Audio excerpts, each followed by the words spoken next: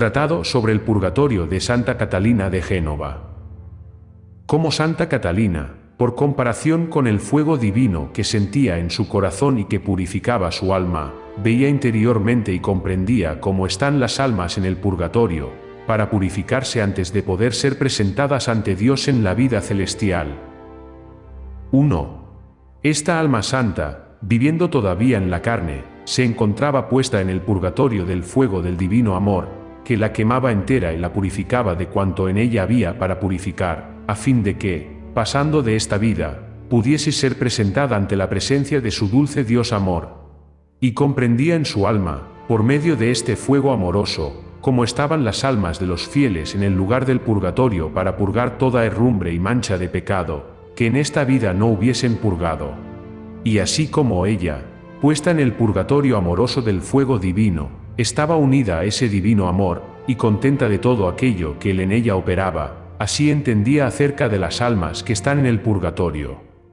2. Y decía, las almas que están en el purgatorio, según me parece entender, no pueden tener otra lección que estar en aquel lugar, y esto es por la ordenación de Dios, que ha hecho esto justamente. Ellas, reflexionando sobre sí mismas, no pueden decir, yo, cometiendo tales y tales pecados, he merecido estar aquí. Ni pueden decir, no quisiera yo haberlos cometido, pues ahora estaría en el paraíso. Y tampoco pueden decirse, aquellas salen del purgatorio antes que yo, o bien, yo saldré antes de aquel.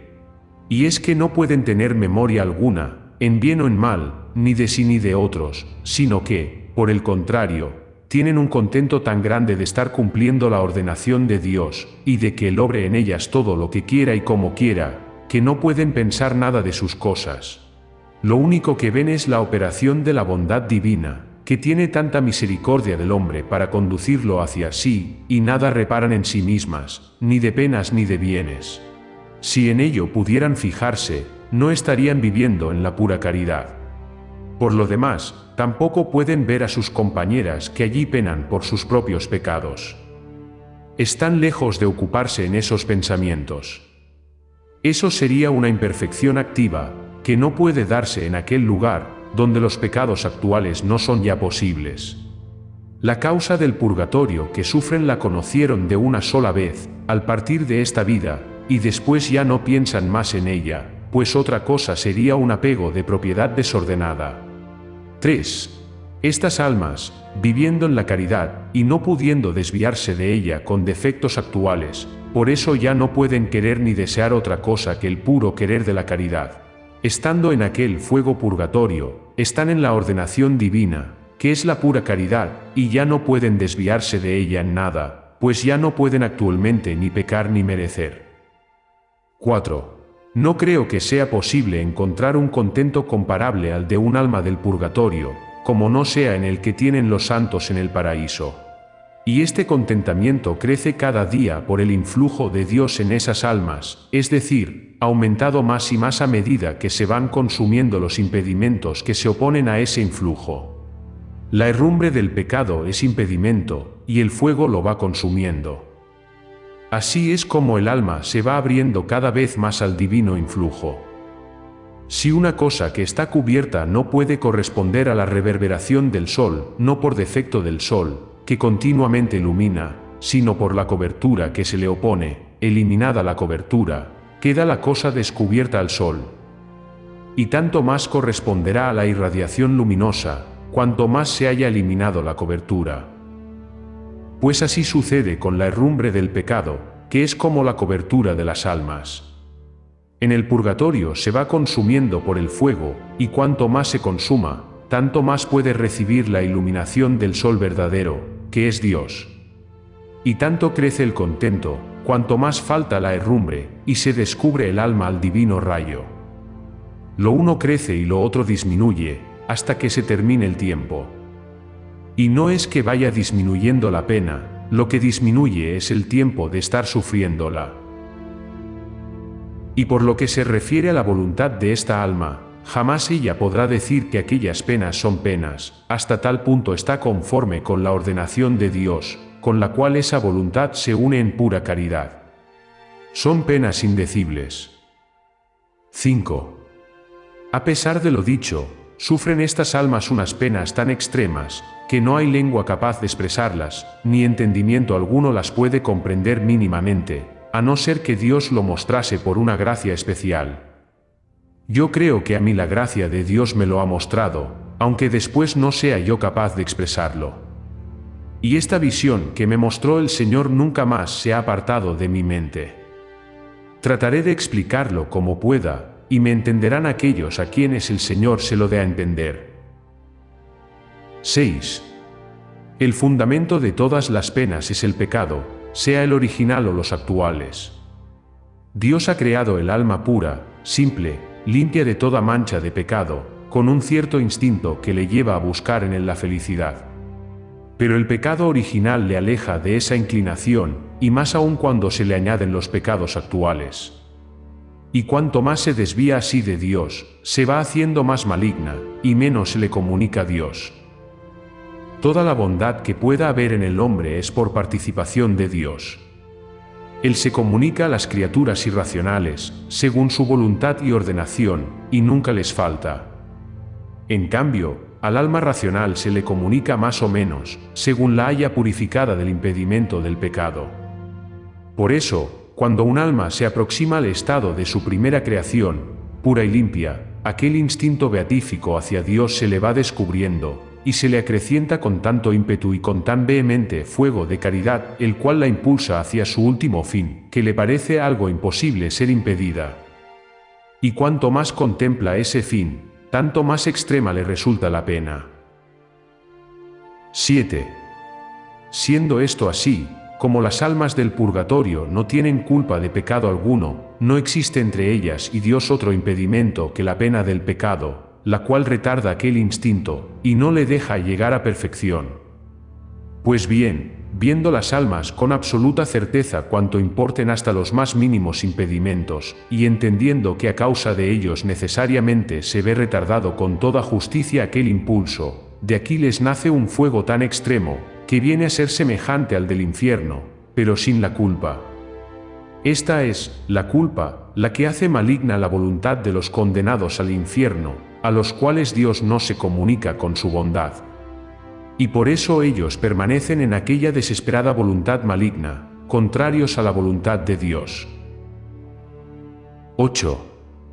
Aquí se ve claramente que la voluntad perversa enfrentada contra la voluntad de Dios es la que constituye la culpa, y perseverando esa mala voluntad, persevera la culpa.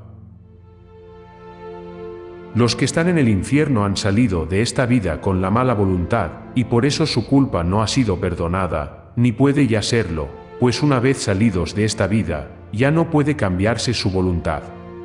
En efecto, al salir de esta vida el alma queda fija en el bien o en el mal, según se encuentra entonces su libre voluntad. Está escrito, ubite in venero, es decir, en la hora de la muerte, según haya voluntad de pecado o arrepentimiento del pecado, ibite iudicabo, donde te encuentre, allí te juzgaré. Este juicio es irrevocable, pues más allá de la muerte ya no hay posibilidad de cambiar la posición de la libertad, que ha quedado fijada tal como se hallaba en el momento de la muerte.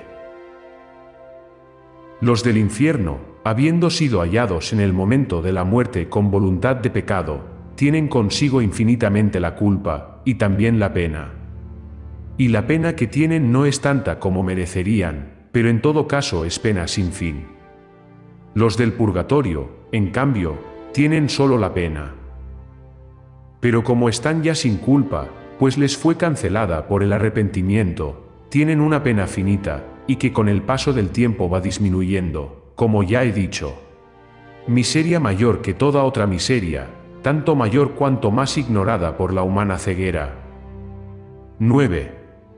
La pena de los condenados no es ya infinita en la cantidad, ya que la dulce bondad de Dios hace llegar el rayo de su misericordia hasta el infierno. Es cierto que el hombre, muerto en pecado mortal, merece pena infinita, y padecerla en tiempo infinito. Pero la misericordia de Dios ha hecho que solo sea infinito el tiempo de la pena, y ha limitado la pena en la cantidad. Podría sin duda haberles aplicado una pena mayor que aquella que les ha dado. Oh, qué peligroso es el pecado hecho con malicia. El hombre difícilmente se arrepiente de él, y no arrepintiéndose de él, permanece en la culpa. Y persevera el hombre en la culpa en tanto persiste en la voluntad del pecado cometido o de cometerlo. 10. En cambio, las almas del purgatorio tienen su voluntad totalmente conforme con la voluntad de Dios. Por eso Dios, a esa voluntad conforme, corresponde con su bondad, y ellas permanecen contentas, en cuanto a la voluntad, ya que es purificada del pecado original y actual.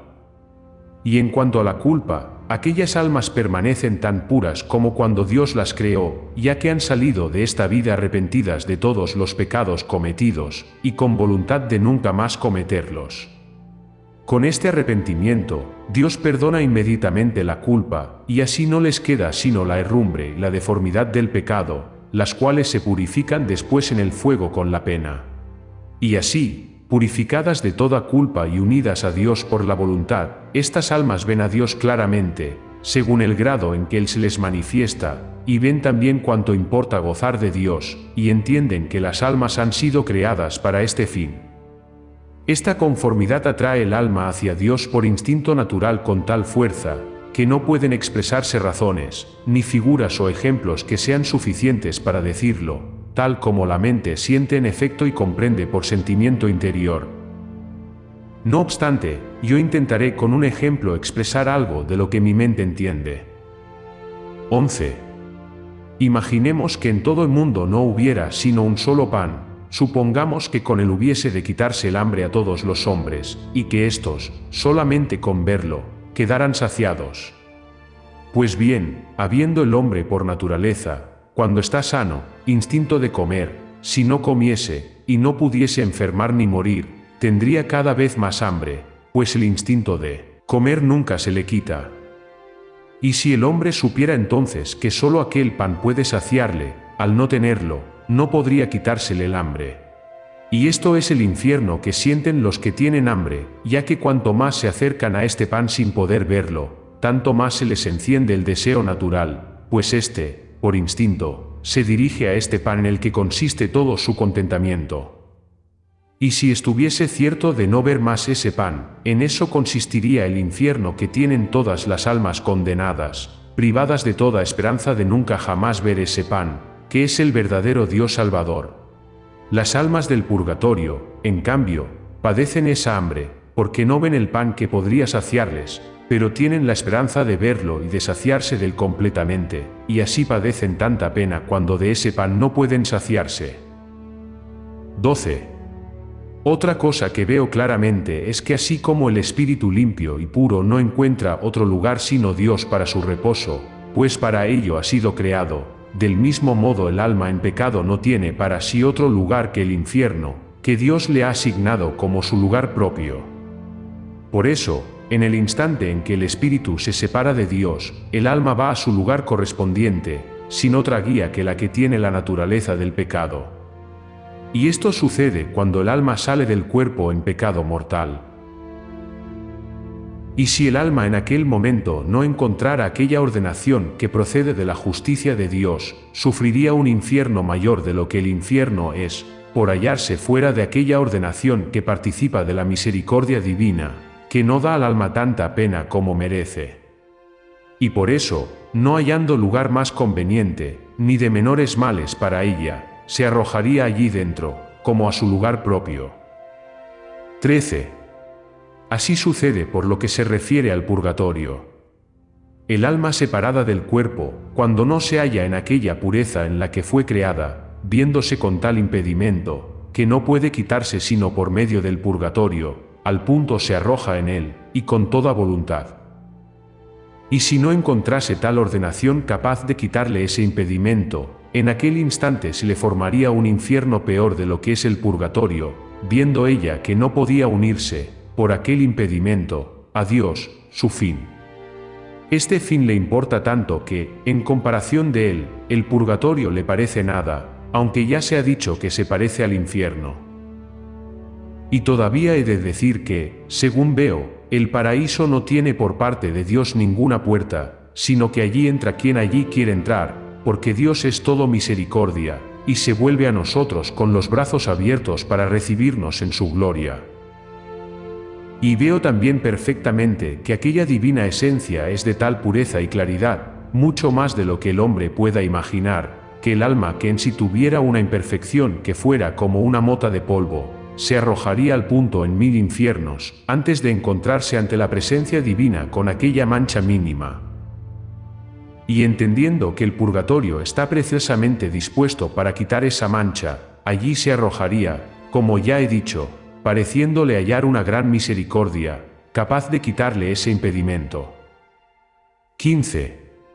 La importancia que tiene el purgatorio es algo que ni lengua humana puede expresar, ni la mente comprender. Yo veo en él tanta pena como en el infierno. Y veo, sin embargo, que el alma que se sintiese con tal mancha, lo recibiría como una misericordia, como ya he dicho, no teniéndolo en nada, en cierto sentido, en comparación de aquella mancha que le impide unirse a su amor. Me parece ver que la pena de las almas del purgatorio consiste más en que ven en sí algo que desagrada a Dios, y que lo han hecho voluntariamente, contra tanta bondad de Dios, que en cualesquiera otras penas que allí puedan encontrarse.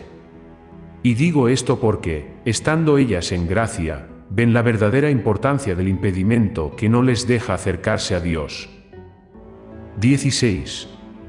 Y así me ratifico en esto que he podido comprender incluso en esta vida, la cual me parece de tanta pobreza que toda visión de aquí abajo, toda palabra, todo sentimiento, toda imaginación, toda justicia, toda verdad, me parece más mentira que verdad. Y de cuanto he logrado decir me quedo yo más confusa que satisfecha. Pero si no me expreso en términos mejores, es porque no los encuentro. Todo lo que aquí se ha dicho, en comparación de lo que capta la mente, es nada. Yo veo una conformidad tan grande de Dios con el alma, que, cuando la ve en aquella pureza en que la creó, le da en cierto modo atractivo un amor fogoso, que es suficiente para aniquilarla, aunque ella sea inmortal. Y esto hace que el alma de tal manera se transforme en el Dios suyo, que no parece sino que sea Dios. Él continuamente la va atrayendo y encendiendo en su fuego, y no le deja ya nunca, hasta que le haya conducido a aquel su primigenio ser, es decir, a aquella perfecta pureza en la que fue creada. 17.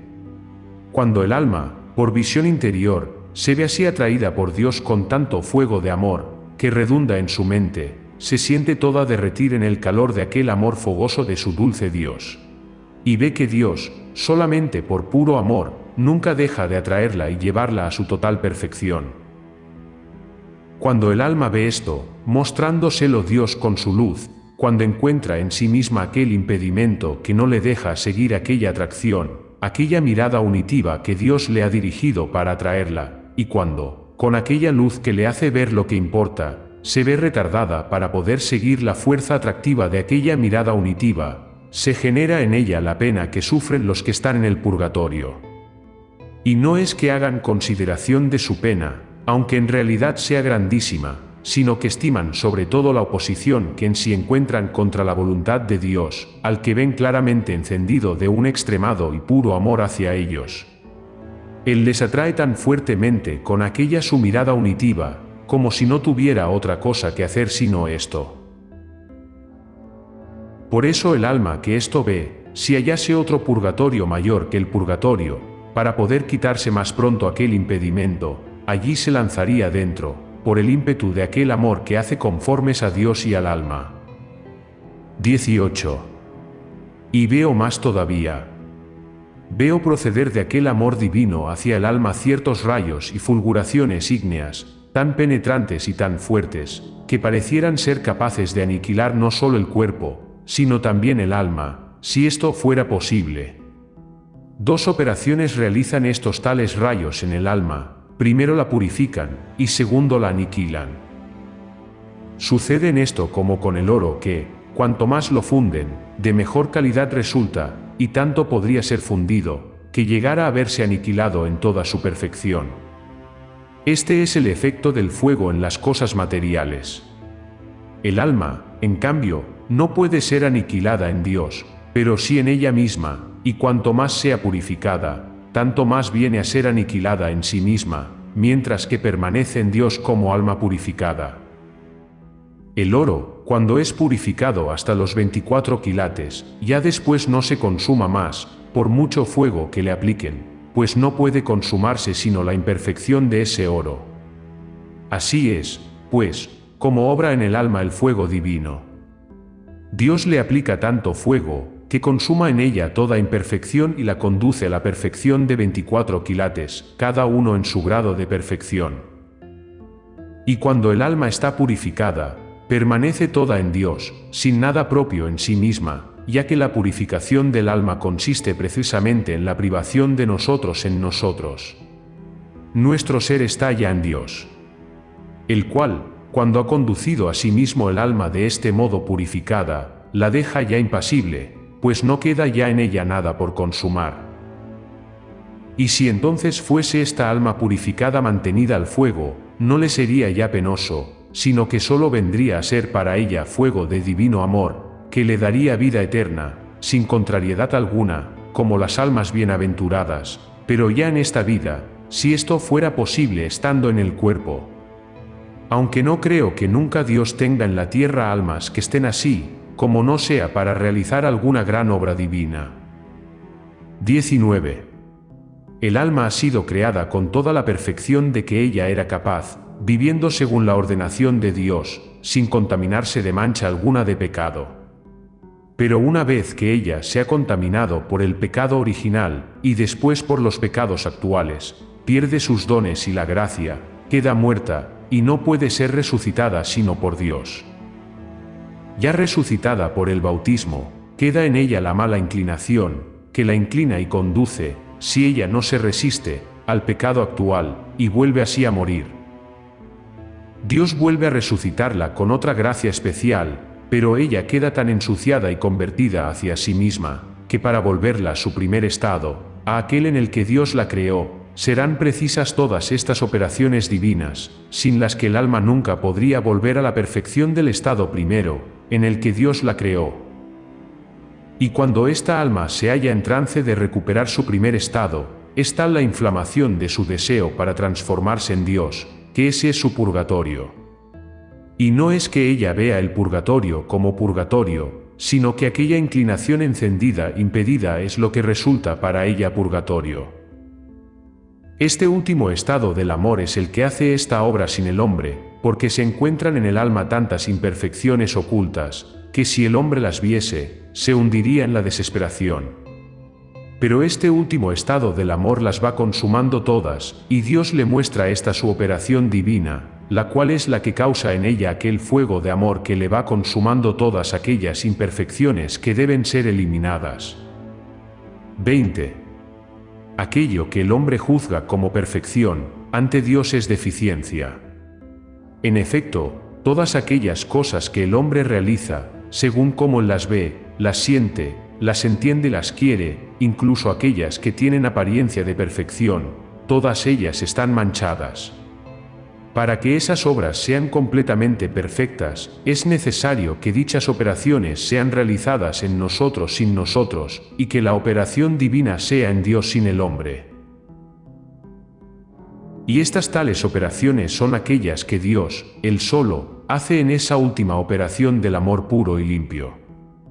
Y son estas obras para el alma tan penetrantes e inflamadas que el cuerpo, que está con ella, parece que está enrabiado, como si estuviese puesto en un gran fuego, que no le dejase nunca estar tranquilo, hasta la muerte. Verdad es que el amor de Dios, que redunda en el alma, según entiendo, le da un gozo tan grande que no se puede expresar, pero este contentamiento, al menos a las almas que están en el purgatorio, no les quita su parte de pena. Y es aquel amor, que está como retardado, el que causa esa pena, una pena que es tanto más cruel cuanto es más perfecto el amor de que Dios la hace capaz. Así pues, gozan las almas del purgatorio de un contento grandísimo, y sufren al mismo tiempo una grandísima pena, y una cosa no impide la otra. 21.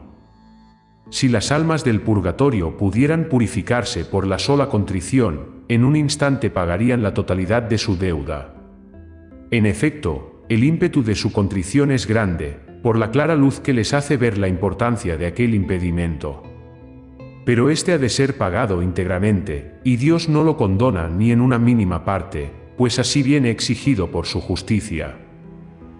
Por parte del alma, ésta no tiene ya elección propia, y ya no alcanza a ver sino lo que Dios quiere, y no quiere tampoco ver más, sino lo que así está establecido.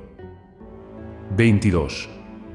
Y esas almas, si los que están en el mundo ofrecen alguna limosna para que disminuya el tiempo de su prueba, no están en condiciones de volverse hacia ellas con afecto, sino que dejan en todo hacer a Dios, el cual responde como quiere.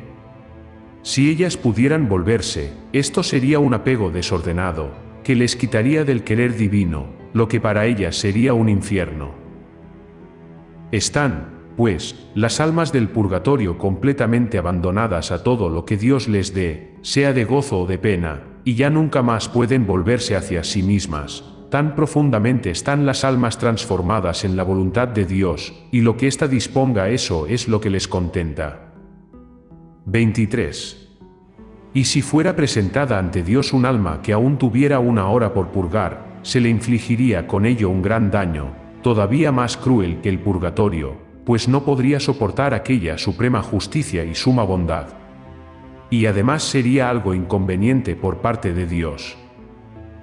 Esta pena intolerable afligiría al alma cuando viese que la satisfacción suya ofrecida a Dios no era plena, aunque solo le faltara un abrir y cerrar de ojos de purgación. En efecto, antes que estar en la presencia de Dios no del todo purificada, preferiría arrojarse al instante en 1000 infiernos, si pudiera tomar esta elección. 24. Ahora que veo claramente estas cosas en la luz divina, me vienen ganas de gritar con un grito tan fuerte, que pudiera espantar a todos los hombres del mundo, diciéndoles: «Oh, miserables! ¿Por qué os dejáis cegar así por las cosas de este mundo, que para una necesidad tan importante, como en la que os habéis de encontrar, no tomáis previsión alguna? Estáis todos amparados bajo la esperanza de la misericordia de Dios, que ya dije es tan grande, pero ¿no veis que tanta bondad de Dios va a haceros juicio, por haber actuado contra su voluntad? Su bondad debería obligaros a hacer todo lo que Él quiere, pero no debe daros la esperanza de cometer el mal impunemente. La justicia de Dios no puede fallar, y es preciso que sea satisfecha de un modo u otro plenamente. No te confíes, pues, diciendo: «Yo me confesaré y conseguiré después la indulgencia plenaria, y al momento me veré purificado de todos mis pecados». Piensa que esta confesión y contrición, que es precisa para recibir la indulgencia plenaria, es cosa tan difícil de conseguir que, si lo supieras, tú temblarías con gran temor, y estarías más cierto de no tenerla que de poderla conseguir. 25. Yo veo que las almas del purgatorio entienden estar sujetas a dos operaciones. La primera es que padecen voluntariamente aquellas penas, conscientes de que Dios ha tenido con ellas mucha misericordia, teniendo en cuenta lo que merecían, siendo Dios quien es. Si su inmensa bondad no atemperase con la misericordia la justicia, que se satisface con la sangre de Jesucristo, un solo pecado hubiera merecido 1000 infiernos perpetuos. Y por eso padecen esa pena con tanto voluntad, que no quisieran les fuera reducida ni en un gramo, tan convencidos están de que la merecen justamente, y de que está bien dispuesta. Así que, en cuanto a la voluntad, tanto se pueden quejar de Dios como si estuvieran en la vida eterna. La otra operación es la del gozo que experimentan al ver la ordenación de Dios, dispuesta con tanto amor y misericordia hacia las almas. Y estas dos visiones las imprime Dios en aquellas mentes en un instante. Ellas, como están en gracia, pueden entenderlas según su capacidad, y ello les da un gran contentamiento que no viene a faltarles nunca, sino que va acrecentándose a medida que se acercan a Dios. Y estas visiones no las tienen las almas en sí mismas, ni por sus propias fuerzas, sino que las ven en Dios, en el cual tienen su atención mucho más fija que en las penas que están padeciendo, y de las que no hacen mayor caso. Y la razón es que por mínima que sea la visión que se tenga de Dios, ella excede a toda pena o gozo que el hombre pueda captar, y aunque exceda, no le quita sin embargo nada en absoluto de ese contentamiento. 26. Esta forma purificadora que veo en las almas del purgatorio, es la misma que estoy sintiendo yo en mi mente, sobre todo desde hace 2 años, y cada día la siento, y cada vez más claramente. Veo que mi alma está en su cuerpo como en un purgatorio, de modo semejante al verdadero purgatorio, en la medida, sin embargo, en que el cuerpo lo pueda soportar sin morir, y esto siempre va creciendo hasta la muerte. Yo veo al espíritu abstraído de todas aquellas cosas, incluso de las espirituales, que le podrían dar alimento, como sería alegría y consolación. Y es que ya no está en disposición de gustar alguna cosa espiritual, ni por voluntad, ni por inteligencia, ni por memoria, de modo que pueda decir, me da más contento esto que aquello otro. Mi interior se encuentra de tal modo asediado, que todas aquellas cosas que mantenían la vida espiritual y corporal le han sido quitadas poco a poco. Al serle quitadas ha conocido que no eran sino unas ayudas, y al reconocerlas como tales, de tal modo las va menospreciando que todas ellas se van desvaneciendo, sin que nada las retenga. Y es que el espíritu tiene ya en sí el instinto de quitar todo lo que pueda impedir su perfección, y está dispuesto a obrar con tal crueldad que se dejaría poner en el infierno con tal de conseguir su intento. Y así va quitándole al hombre interior todas las cosas que podrían alimentarle, y lo asedia tan sutilmente que no le deja pasar la más mínima imperfección, sin que al punto sea descubierta y aborrecida. Y ese mismo asedio hace que mi espíritu tampoco pueda soportar que aquellas personas que me son próximas, y que van al parecer hacia la perfección, se sustenten en criatura alguna. Cuando los veo cebados en cosas que yo he menospreciado ya, no puedo sino apartarme para no verlo, y más aún cuando son personas especialmente próximas a mí. 27. El hombre exterior, por su parte, se ve tan desasistido por el espíritu, que ya no encuentra cosa sobre la tierra que pueda recrearle, según su instinto humano. Ya no le queda otra confortación que Dios, que va obrando todo esto por amor y con gran misericordia para satisfacer su justicia. Y entender que esto es así le da una gran alegría y una gran paz. Sin embargo, no por esto sale de su prisión, ni tampoco lo intenta, hasta que Dios haga lo que sea necesario.